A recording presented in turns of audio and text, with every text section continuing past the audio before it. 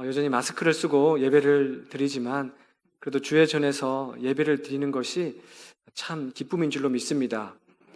거룩한 주의 날에 주의 전에서 예배 드리는 사랑하는 교우들에게 하나님이 예배하시는 은혜가 함께 하시기를 소망합니다.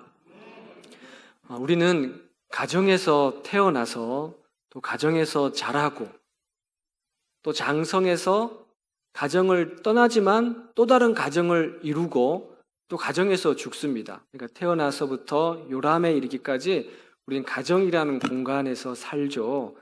대부분의 시간을 가정에서 보냅니다. 가정이 얼마나 귀합니까? 사랑하는 교우 여러분들의 가정은 건강하십니까? 가정하면 어떤 느낌이 먼저 떠오르십니까? 그래서 물어봤어요. 제가 물어본 게 아니라 리서치 기관에서 우리나라 국민들에게 가정하면 뭐가 제일 먼저 떠오릅니까? 하고 물어봤습니다. 뭐가 떠올랐을까요? 편안한. 주보 요약 보신 분들은 알고 계시겠죠? 편안한. 그 다음에 없어서는 안 될, 힘이 되는, 든든한. 공감하시죠? 그죠? 가정하면 그런 느낌이 떠오르잖아요. 따뜻한. 파리가 저 코에 앉아가지고 깜짝 놀랐습니다. 일부 예배 때는 모기가 계속 앞에서 날아다녀서 모기를 잡아야 되나 성경을 봐야 되나 엄청 고민했었는데 지금 큰 파리가 옆에 앉아서 말씀을 듣고 있습니다. 움직이질 않고 있어요. 네.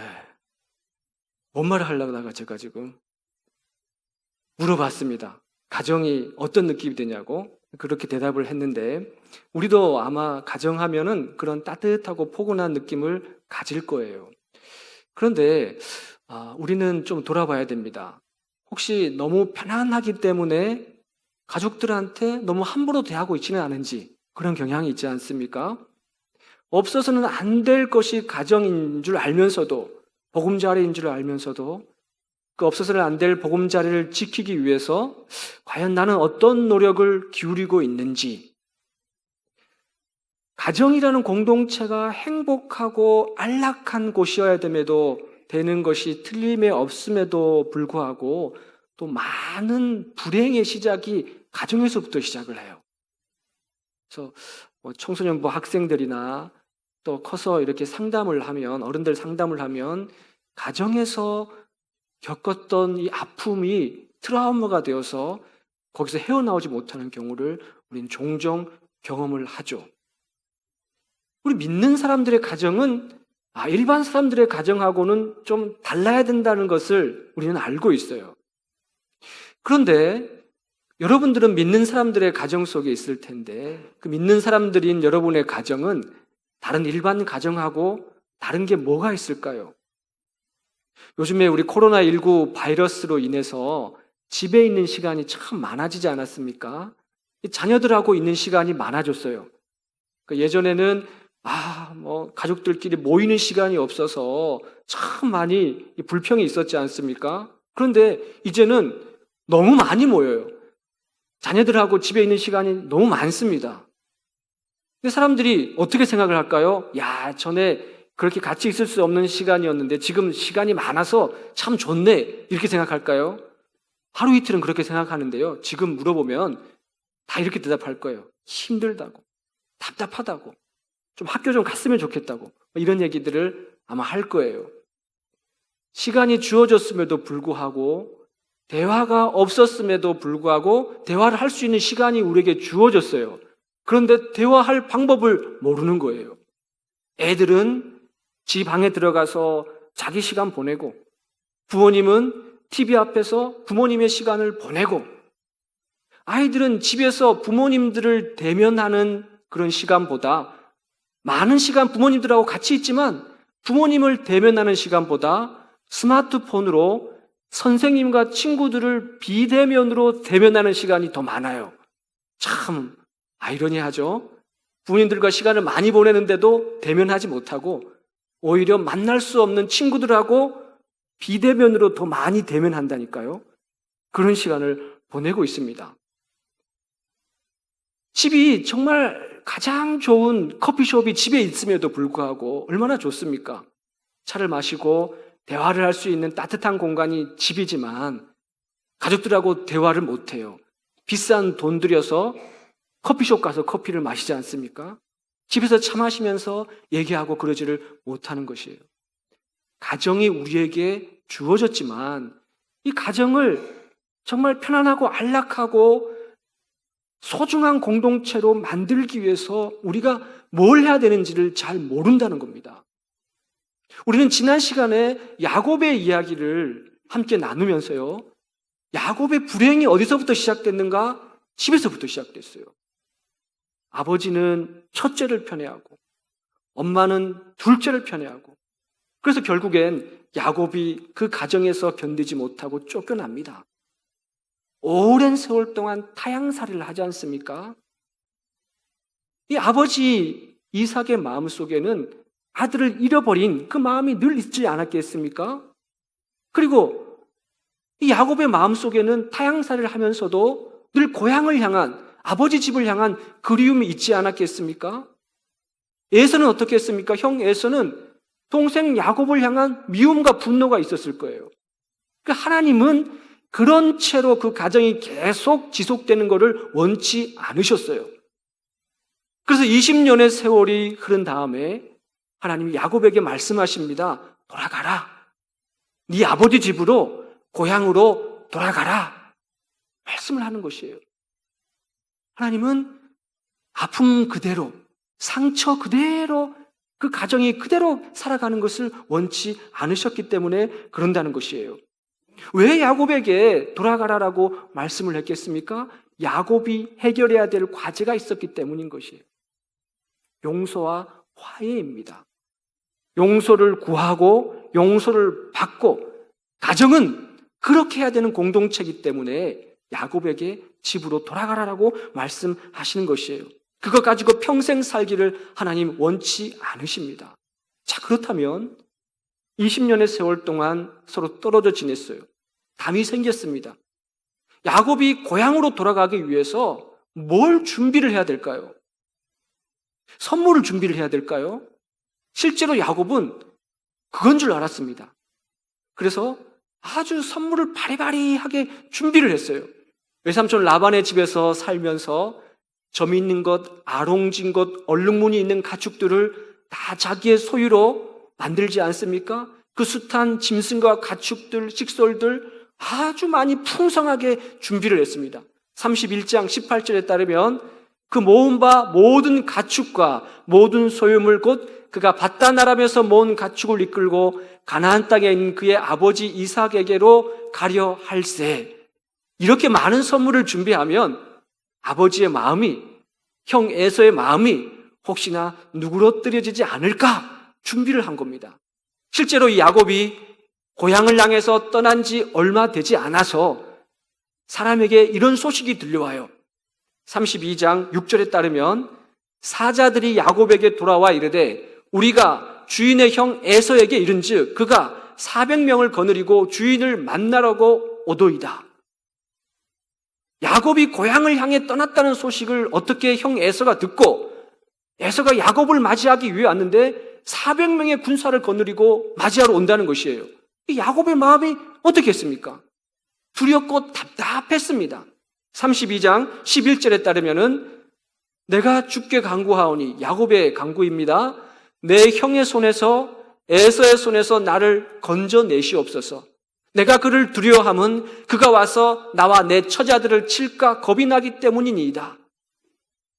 에서가 400명을 거느리고 온다는 소식을 야곱이 듣고 두려움에 휩싸였어요. 이야, 20년의 세월이 지나도 저 형 에서의 마음속에 있는 미움이 없어진 게 아니구나. 그때 20년 전에 내가 형한테 했던 잘못된 일을 아직도 그 형이 기억하고 있구나. 답답했습니다. 그래서 야곱이 그 형의 마음을 어떻게 하면 돌려볼까? 선물을 준비를 한 것이에요. 암염소, 암양 220, 순염소, 순양 220, 200마리, 20마리 바리바리 아주 좋은 것들로만 아주 풍성하게 값지게 준비를 해서 먼저 형 에서한테 보낸 거예요. 이걸 보고 마음을 누그러뜨리라고 먼저 보낸 겁니다. 그런데 하나님께서 에서를 만나는 야곱에게 필요한 것이 물질이 아닌 것을 알려주시는 거예요. 우리는 뭔가 물질이, 뭔가 돈이 그 사람의 마음을 변화시킬 거라, 두려움을 사라지게 할 것이다 라고 생각하지만, 그 돈이 떨어지면, 물질이 떨어지면 또다시 미움과 분노가 스물스물 꿈틀꿈틀 하면서 올라오는 것이에요. 그것이 두려움을 사라지게 하는 것이 아닌 것입니다. 하나님은 야곱이 의지하고 있던 모든 것들을 야곱에게서부터 떼어내 버리셨어요. 야곱이 함께 갔던 처와 자식들, 그가 모았던 수많은 가축과 짐승과 모든 재물들, 그걸 다 야곱에게 떨어뜨리셔서 야복나루를 먼저 건너가게 하시는 겁니다. 그리고 야곱은 밤에 홀로 남았어요. 다 보내고 나서 그 어둡고 캄캄한 밤에 야곱이 홀로 하나님 앞에 섰어요. 두려움의 실체 앞에 야곱이 홀로 앉았단 말입니다.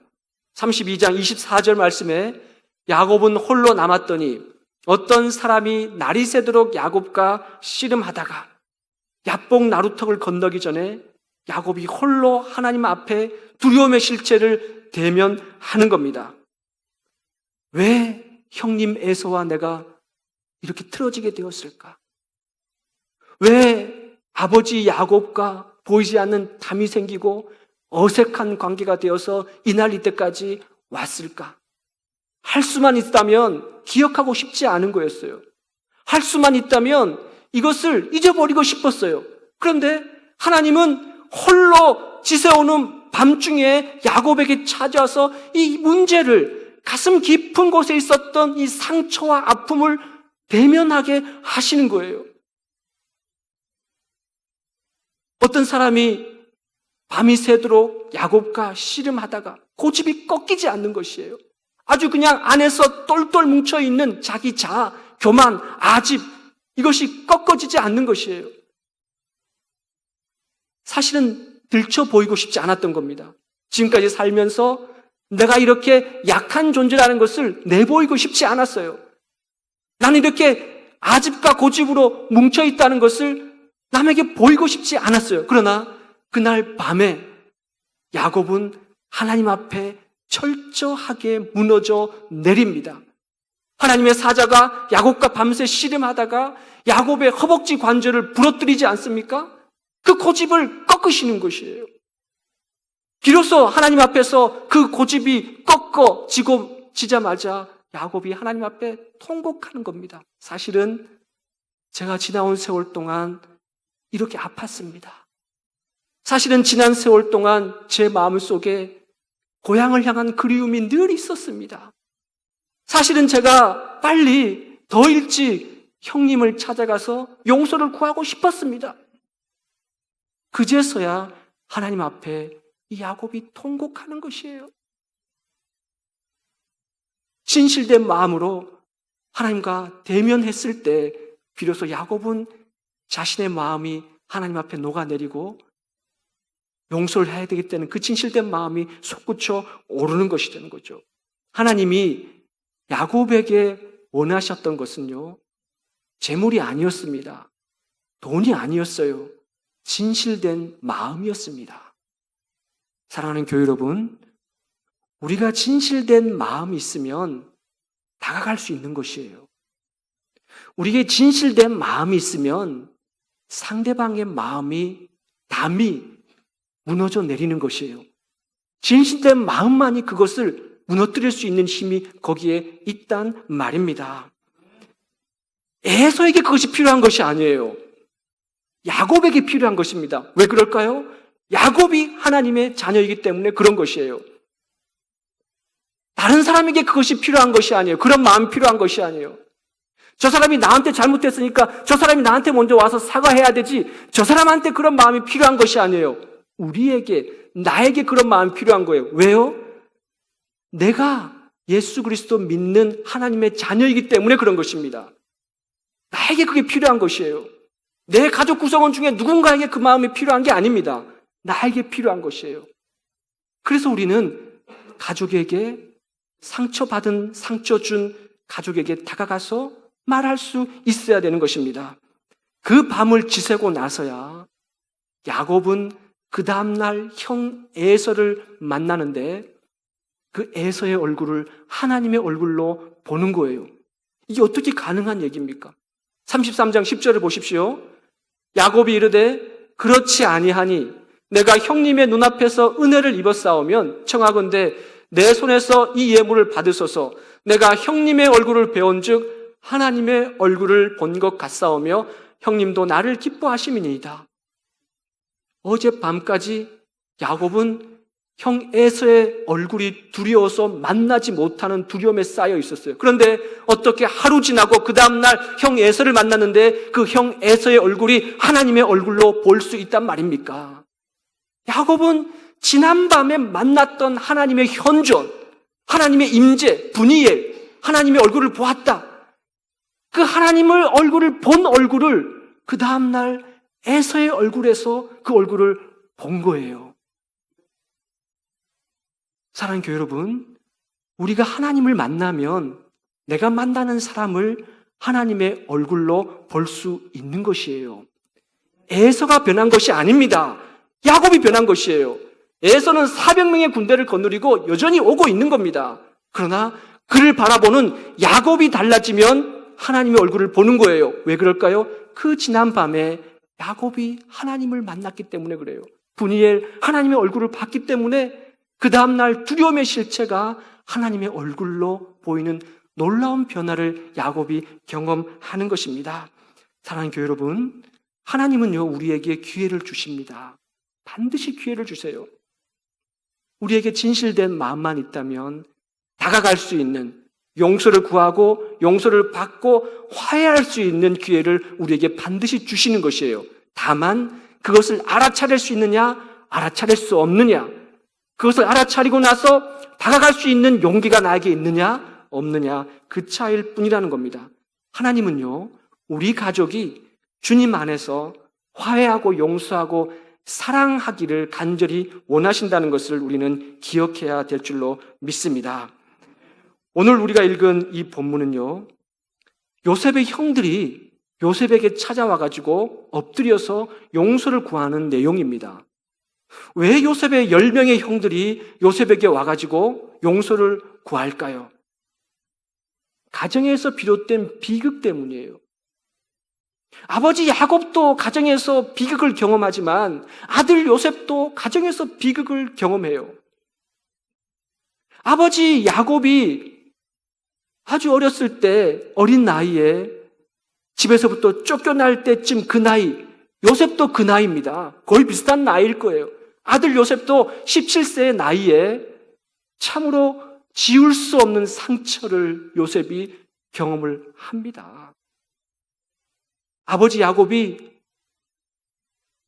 11번째인 아들 요셉에게 저 형들이 세겜 땅에서 양을 치고 있으니까 가서 한번 어떻게 양을 치고 있는지 가서 돌아보고 오라고 요셉을 시켰어요. 형들이 어떻게 지내는지 보라고 시켰습니다. 그런데 이 길이 알지 못했어요. 영영 아버지 집으로 돌아올 수 없는 길인 것을 그 어린 요셉이 알지를 못했습니다. 아버지 야곱도 마찬가지였어요. 그 길이 요셉을 만나지 못하는 길이 될 줄은 야곱이 미처 생각지도 못했어요. 평생 그 아픔을 가지고 야곱이 사는 것이에요. 평생 요셉이 그 아픔을 가지고 지내는 것이에요. 요셉이 형들을 찾아 세겜 땅으로 도단으로 올 때 그것을 보면서 뭐라고 말합니까?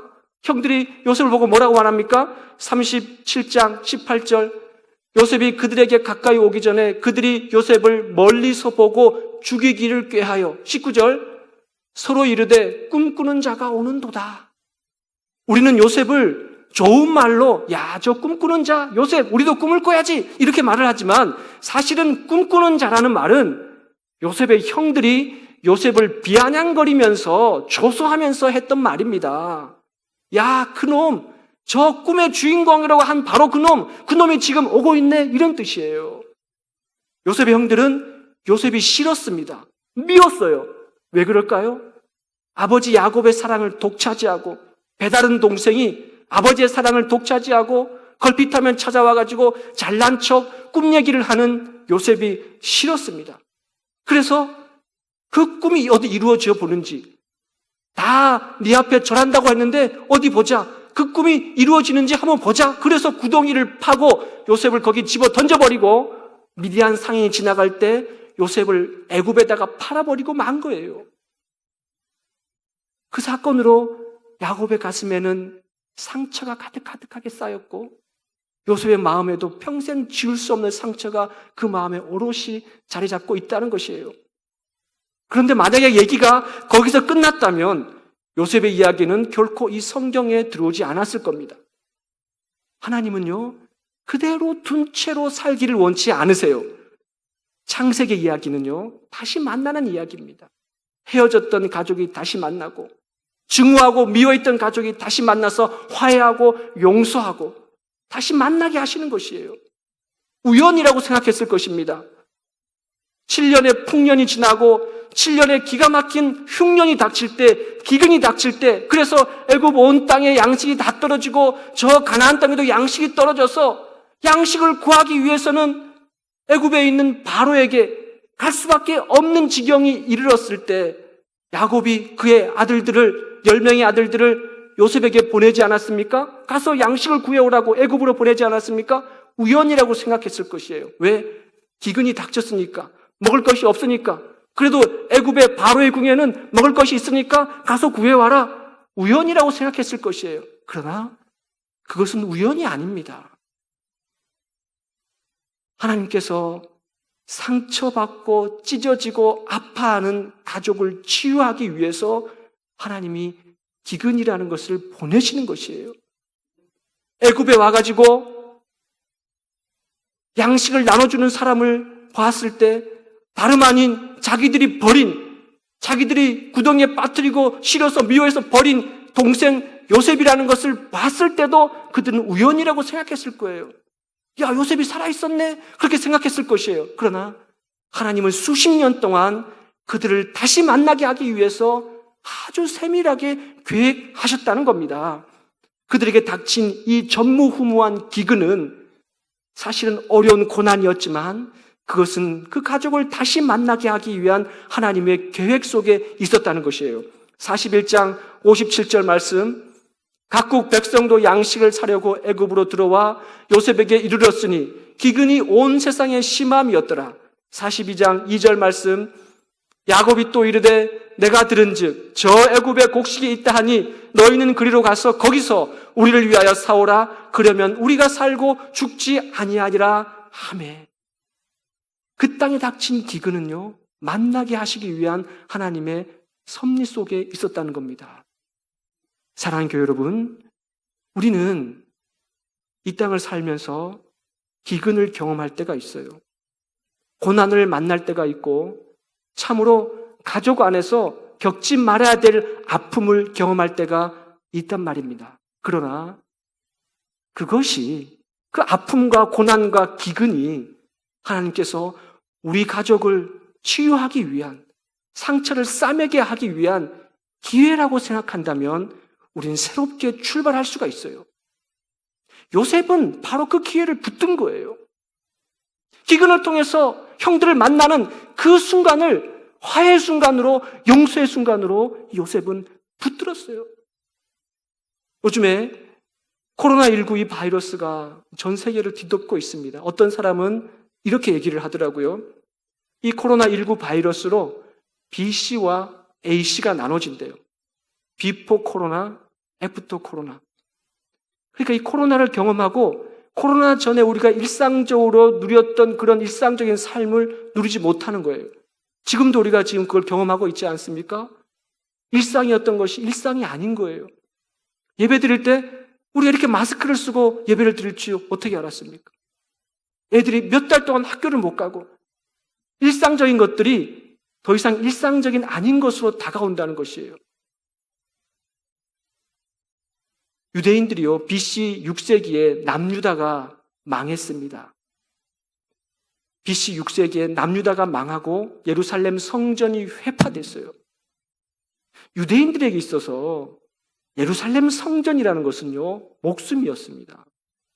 주의 전에 와서 예루살렘 성전에 와서 예배 드리는 것이 그 어떤 것보다도 소중하기 때문에 그들은 삶의 중심이, 신앙의 중심이 예루살렘 성전이었어요. 그런데 그 성전이 바벨론에 의해서 회파돼 버리고 말았고 나라가 망해버리고 말았어요. 그것이 BC 6세기입니다. 지금으로부터 2500여 년 전이에요. 그러면 1948년 이 이스라엘이라는 작은 나라가 독립하기 전까지 2500여 년 기간 동안 나라 없는 민족으로 이스라엘 민족이 살아간 거예요. 유대인들이. 곳곳에 디아스포라로 세계 곳곳에서 흩어져서 다른 민족 같았으면 다 사라졌을 거예요. 지구상에 종족이 없어졌을 겁니다. 그런데 어떻게 이 유대인들은, 남유다는 2500년의 기간 동안 살아남을 수 있었을까요? 성전이 회파되고 다 없어졌는데 그들은 그런 위기를 맞이했을 때 그런 다시 살아날 수 있는 힘을 어디서 찾았냐? 그때부터 이 유대인들은요, 회당을 만들기 시작했어요. 곳곳에, 세계 곳곳에 그들이 몇 명이 모여 살든지 간에 작은 회당을 만들어서 시나고그, 그게 시나고그입니다. 거기에 모여서 토라를 듣고 배우고 가정에서 부모님이 랍비가 되어서 그 자녀들에게 신앙 교육을 시킨 거예요. 그것이 지금까지 유대인들을 지탱하는 힘이 되었고, 지탱할 뿐만 아니라 세계 곳곳에서 가장 큰 영향력을 발휘할 수 있는 민족의 근간이 거기에 있었어요. 이 코로나19 바이러스를 우리가 접하면서요, 하나님께서 우리 사람들을 가정으로 지금 다 몰아넣으시는 거예요. 그렇지 않습니까? 우리 자녀들이 가정에 몰아넣고 다 가정으로 지금 몰아넣는 거예요. 왜 이런 일들이 생길까? 문제를 밖에서 찾지 말고 안에서 찾으라는 신호가 아닐까? 그동안 믿는 사람들이라고 하면서 믿는 믿음의 가정이 어떤 모습을 하고 있었을까? 대화가 없는 가정, 부모와 자식 간에도 소통하지 못하는 이 문제, 부부 간에도 어색하고 썰렁하고 무슨 얘기를 해야 될지 모르고 형제지간 남처럼 지내는 이런 썰렁한 문제, 가족들하고 함께 있는 시간이 많아졌음에도 그 문제를 해결할 수가 없는 것이에요. 우리는 지금의 이 사태를 보면서, 이런 어려운 시기를 보면서 하나님께서 우리들에게 다시 기회를 주신다라고 생각해야 될 줄로 믿습니다. 우린 돌아봐야 돼요. 아픔과 고통이 가정에서부터 비롯되었다면 우린 다시 가정으로 돌아와서 가정에서 용서하고 화해하는 은혜의 역사가 가정에서 시작돼야 된다는 것이에요. 50장 15절에 보십시오. 이렇게 말을 합니다. 요셉의 형제들이 그들의 아버지가 죽었음을 보고 말하되 요셉이 혹시 우리를 미워하여 우리가 그에게 행한 모든 악을 다 갚지는 아니할까 하고, 아버지 야곱이 살았을 때는 아마 이 동생 요셉이 아버지 얼굴을 봐서라도 우리를 용서해 줬을 텐데 이제 그만 아버지 야곱이 나이가 들어서 돌아갔어요. 겁이 나는 거예요. 이제는 안갚음을 할 거라고. 우리가 동생한테 잘못을 저질렀는데 이 요셉이 그것을 가지고 안갚음을 할 거라고 두려운 거예요. 겁이 난 거예요. 그래서 아버지 야곱의 말을 동생 요셉한테 전합니다. 17절 이렇게 전하는 것이에요. 너희는 이같이 요셉에게 이르라. 야곱이 살아있을 때 그의 아들들에게 말했다는 것이죠. 네 형들이 내게 악을 행하였을지라도 이제 바라건대 그들의 허물과 죄를 용서하라 하셨나니 당신 아버지의 하나님의 종들인 우리 죄를 이제 용서하소서 하며 요셉이 그들이 그에게 하는 말을 들을 때 울었더라. 요셉의 형들이 요셉에게 나와가지고 아버지 야곱의 말을 전하면서 아버지가 이렇게 말했으니까 우리에게 안갚음하지 마시고 용서해 주십시오. 용서하십시오. 꿇어서 엎드려서 용서를 구할 때 요셉이 그 형들의 이야기를 들으면서 울었다는 것이에요. 통곡했다는 것입니다. 사랑하는 교회 여러분, 가정에서 누군가는 요셉이 되어야 되는 것입니다. 다른 사람이 아니라 내가 요셉이 되어야 된다는 것이에요. 누군가는 보듬어 안아야 되고 누군가는 용서하고 누군가는 화해해야 되는데 그 요셉의 역할을 누군가 해야 되는데 누가 해야 되겠습니까? 우리가 해야 된다는 것이에요. 내가 해야 된다는 것입니다. 요셉이 형들에게 이렇게 말합니다. 50장 20절 말씀. 당신들은 나를 해하려 하였으나 하나님은 그것을 선으로 바꾸사 오늘과 같이 많은 백성의 생명을 구원하게 하시려 하셨나니 나는 할 수 없을지 몰라요. 나는 마음이 옹졸하고 강팍해서 그렇게 하지 못할 줄 몰라요. 그러나 하나님이 도우셔서 내가 할 수 있다는 것입니다. 하나님이 그것을 선으로 바꾸셨다는 것이에요. 하나님이 내 마음을 움직이시고 나를 도우셔서 그렇게 할 수 있도록 힘을 주신다는 것이에요. 사랑하는 교회 여러분, 우리의 힘으로는, 우리의 의지로는 할 수 없을지 모릅니다. 그러나 우리를 도우시는 하나님의 힘을 의지해서 우리는 다가갈 수 있는 것이고, 용서할 수 있는 것이고, 손 내밀 수 있는 것이고, 화해할 수 있는 것인 줄로 믿습니다. 그런 하나님의 사람으로 가정을 회복시키는 여러분 되시기를 소망합니다. 아멘. 하나님 아버지, 저희들을 주님의 사랑의 도구로 사용하여 주옵소서. 예수님의 이름으로 기도드립니다.